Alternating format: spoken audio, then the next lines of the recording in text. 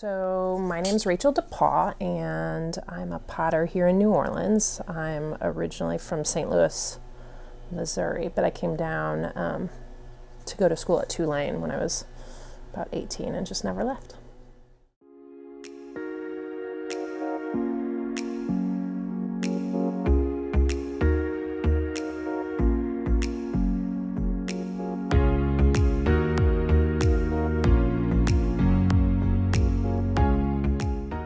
Well, my favorite part of the process is actually throwing on the pottery wheel, the part where you're like starting with like a blob of clay and turning it into, you know, some sort of vessel.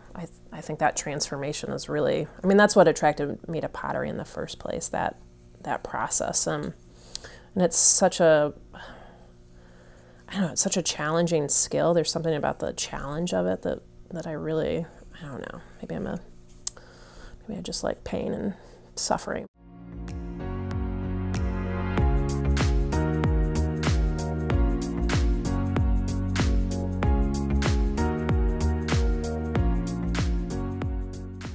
In Tulane's sister school back in the late 1800s was Newcomb, and Newcomb was an all women's school. So they had these women that would do all these drawings on pottery, and then they would sell it. Looking at Newcomb pottery has definitely been an inspiration since I went to school there.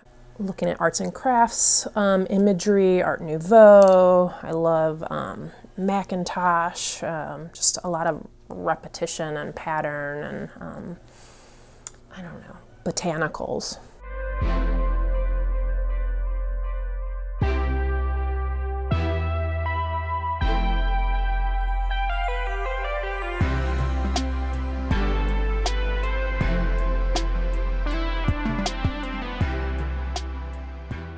I think a lot of pottery that you see is typically, I sort of call it tie-dye pottery. It's like a really beautiful glazed surface, you know, a variety of colors that sort of fade or transition into one another. And I love that. But what I do, this technique called sgraffito, I'm able to, again, use these really tight patterns. And so pairing the pattern with like the juiciness of the glaze, I think is a nice, it's a nice balance. So that's, I think, sets my work apart from a lot of other potters. Sgraffito is not a new technique by any means, but it is so labor intensive. It's not done a ton. And so in New Orleans in particular, you know, I'm one of the few people that do it. So if you see, you know, a piece of pottery with a black and white pattern on it, it's, you know, it definitely stands out as Rachael Depauw pottery.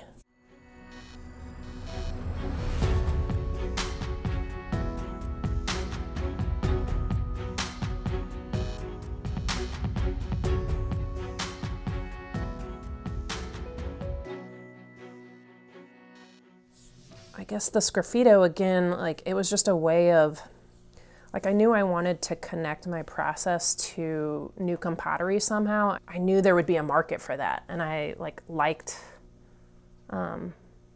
their imagery, so like I just had to figure out a way to combine the two and modernize it. So the sgraffito just was like a really good fit.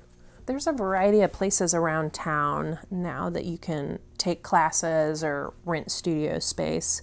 There's a new one called London Clay Works. There's a place called Hands and Clay on Magazine Street, Earth and Fire.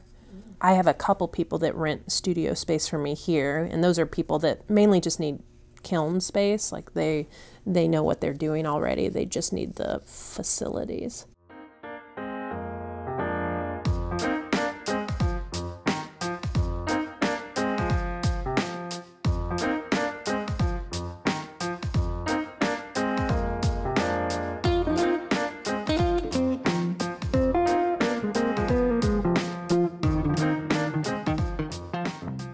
Oh my gosh, I don't know where I'd be had I not like found that random pottery class my junior year in college. Like I sort of feel like up until that point in my life, I was just sort of walking around like a zombie, just like doing what other people told me to do. Like, oh, you should go to school for engineering because like they make good money. And I don't know, I just was like following the whims of whatever, like, you know, my family told me to do. So I don't know, it was just so wonderful and refreshing to like find something I like cared about and wanted to pursue. You know, I definitely like, I don't know.